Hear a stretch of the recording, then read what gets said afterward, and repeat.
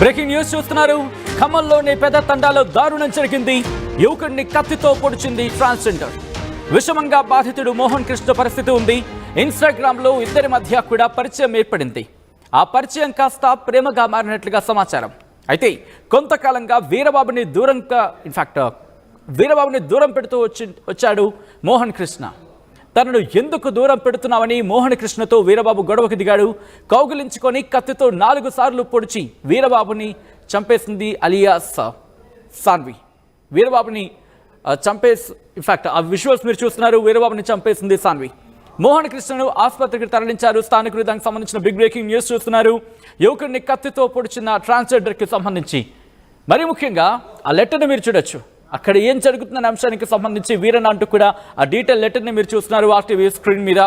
ఖమ్మంలోని పెద్ద తండాలో దారుణం జరిగింది. యువకుడిని కత్తితో పొడిచింది ట్రాన్స్జెండర్. బాధితుడు మోహన్ కృష్ణ పరిస్థితి విషమంగా ఉన్నట్టు తెలుస్తోంది. ఇన్స్టాగ్రామ్లో ఇద్దరి మధ్య పరిచయం ఏర్పడింది. ఆ పరిచయం కాస్త ప్రేమగా మారినట్టుగా తెలుస్తోంది. కొంతకాలంగా వీరబాబుని దూరం పెడుతూ వచ్చాడు మోహన్ కృష్ణ. తనను ఎందుకు దూరం పెడుతున్నామని మోహన్ కృష్ణ అలాగే వీరబాబు గొడవ పడ్డారు. కౌగిలించుకొని కత్తితో 4 సార్లు పొడి చేసింది వీరబాబు అలియాస్ సాన్వి. మోహన్ కృష్ణను ఆసుపత్రికి తరలించారు స్థానికులు. ఈ నేపథ్యంలో ప్రస్తుతం ఇటు మోహన్ కృష్ణ ఆరోగ్య పరిస్థితి ఎలా ఉంది, అట్ ద సేమ్ టైం అక్కడ ఏం జరిగింది తెలుసుకునే ప్రయత్నం చేద్దాం. మా ప్రతినిధి ఉదయ్ అప్డేట్స్ అందించేందుకు సిద్ధంగా ఉన్నారు. అంతకన్నా ముందు బాధితుడు మాట్లాడడం జరిగింది. ఏమంటారు చూద్దాం. నా కొడుకు పేరు మోహన్ కృష్ణ నాగేంద్ర, మాది ఏనుకూరు.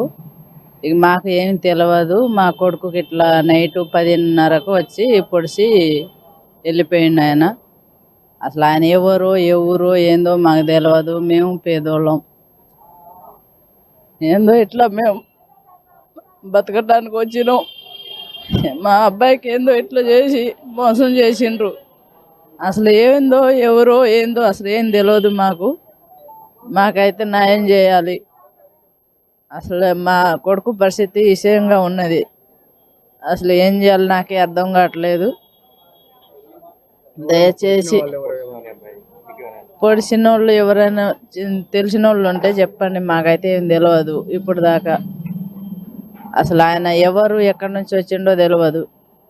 అది మా కొడుకు చెప్తే నాకు తెలియదమ్మా అని చెప్పిండు. మేము వచ్చేసరికి చావు బతుకులో ఉన్నాడు మా కొడుకు.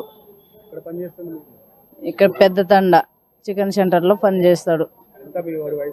17 సంవత్సరాలు. ఏమీ చెప్పలేదు. అసలు ఎవరు ఏంది అంటే నాకేం తెలియదు అని చెప్పిండు. మేము అడిగినా ఏమీ చెప్పలేదు. మొన్న 2 నెలలు అవుతుంది. వాళ్ళకి ఇక మా తమ్ముడికి తెలుసు, వాళ్ళ దోస్తు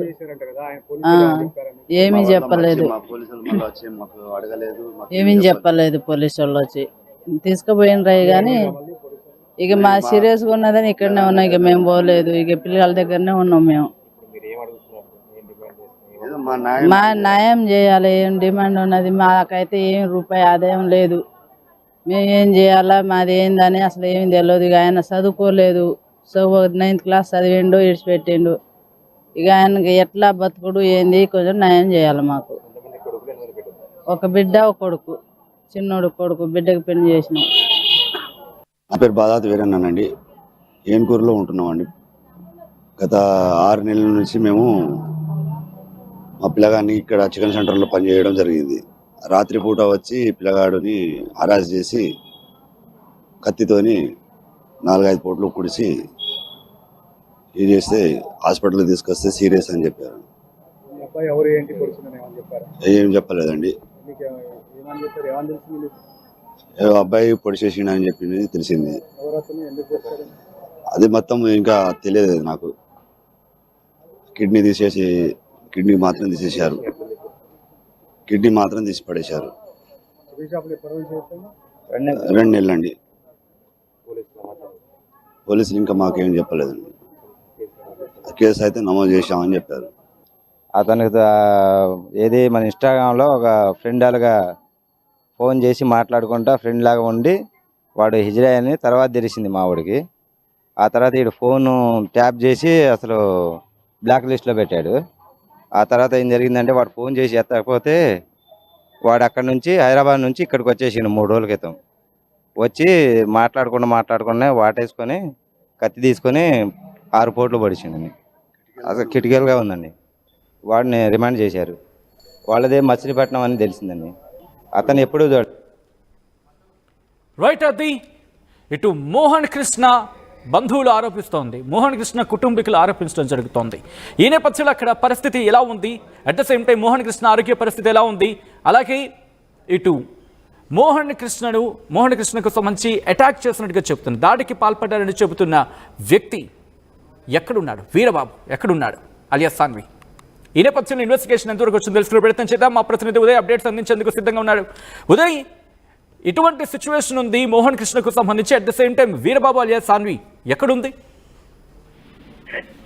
ఖమ్మం రూరల్ మండలం పెద్దతండాలో యువకుడిపై హత్యాయత్నం అయితే కలకలం రేపుతోంది. బాధితుడు ఖమ్మం జిల్లా ఏంకూరు మండలం కోనాయగూడానికి చెందిన మోహన్ కృష్ణ నాగేందర్ గా ప్రస్తుతం సమాచారం అవుతుంది. మోహన్ కృష్ణ నాగేంద్ర గడిచిన 2 నెలల కాలంగా పెద్దతండలోని ఓ చికెన్ సెంటర్ లో అతను పనిచేస్తున్నట్లుగా మనకు సమాచారం అవుతుంది. సరిగ్గా శుక్రవారం రాత్రి 9:30 నుంచి 10:30 గంటల మధ్య సమయంలో ఏపీకి చెందినటువంటి కృష్ణా జిల్లా బంటుపల్లి గ్రామానికి చెందినటువంటి సొగని వీరబాబు అలియాస్ సాన్వి అనే ఒక వ్యక్తి శుక్రవారం రాత్రి 10 గంటల సమయంలో పెద్దతండాకు చేరుకుంటాడు. అతనికి పరిచయం ఉన్నటువంటి మోహన్ కృష్ణ నాగేంద్ర దగ్గరికి వస్తాడు.